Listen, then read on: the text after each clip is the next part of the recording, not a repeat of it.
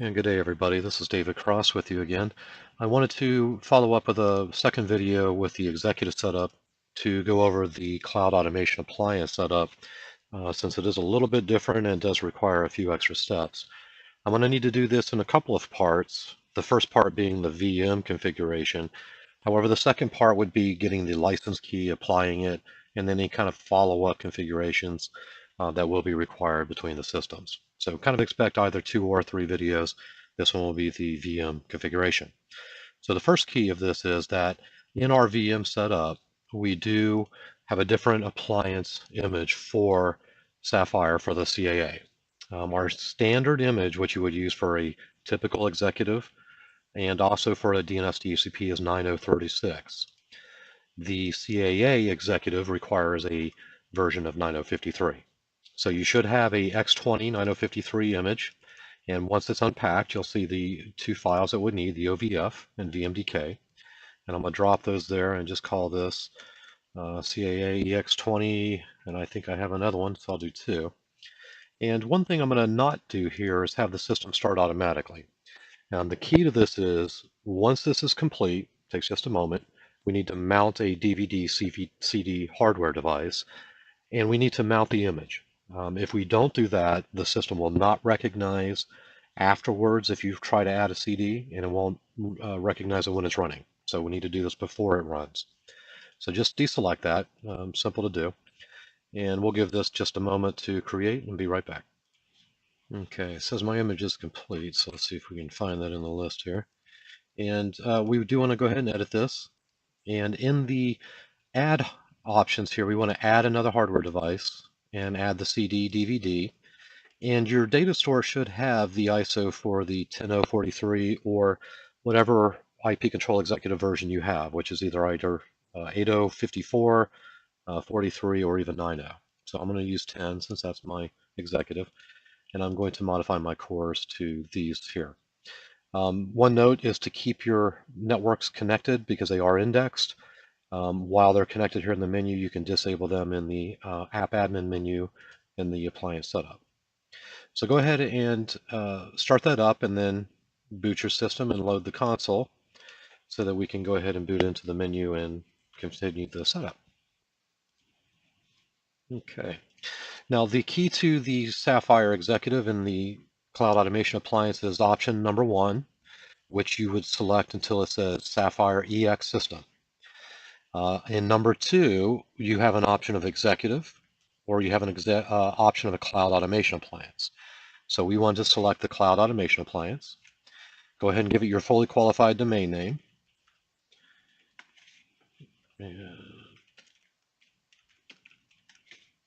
I'm going to give this an IP address on my local network, just above my other executive in the video, and we'll use it in the future. And I'm going to go ahead and set this to my local DNS. Do set a time server if you have one available. Do not use a hypervisor in the virtual capacity. It will drift if it's not set continuously. And go ahead and set your time zone accordingly.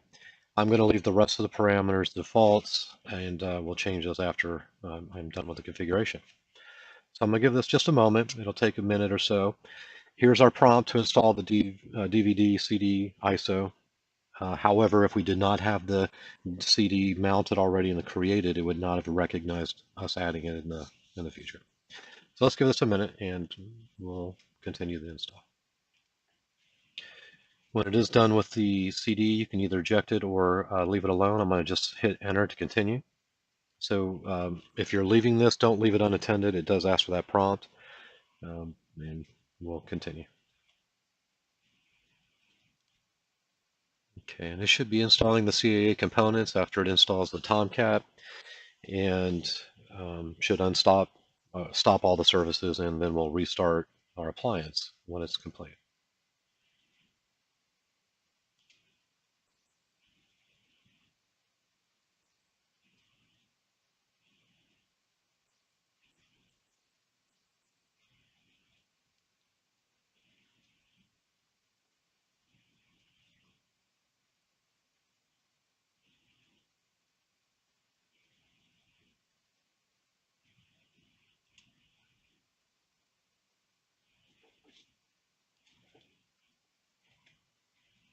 Okay, and during this part of the setup, we should just receive basically a prompt, and at that point, we can log in as app admin, and what we're going to go ahead and do and just get to the point of the license key.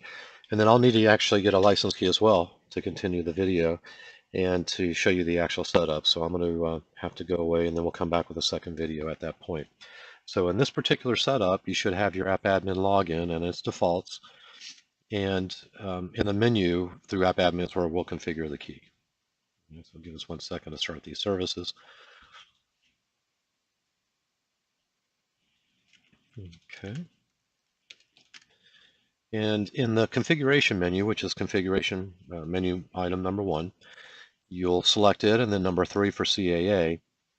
And what this will ask us then to do, show us, is that the license is not installed and that we need to select 1 and 1 to generate the license data. Now the key to this is that it writes it to a file in that opt-in control temp directory, and you would want to download that file via WinSCP and then attach it to an email that you would send to the Diamond IP support desk.